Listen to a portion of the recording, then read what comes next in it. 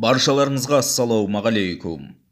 Тұңғыш президент, елді 30 жыл билеген Нұрсұлтан Назарбаев өзінің қымбат қонақ үйін мемлекетке қайтарып берді.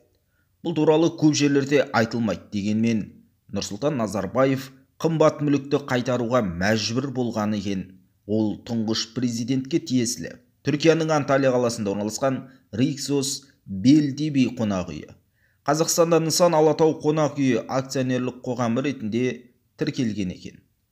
Үкіметтің жаңа қаулысында бұл мәліметтер туралы заңмен арнайы монополиясыздандыру жөніндегі комиссия құрылып, мемлекеттік мүлік және жекешелендіру комитеті жұмыс істеген екен. Қазақстанның экс-президентінің үлесін ауыстыру әдісіне қатысты қосымша түсініктемелер берілмеген. Дегенмен бұл сатып алу, сату мәмілесі ме әлде сыйлық шарты ма, ол жағда белгісіз болып қалмақ.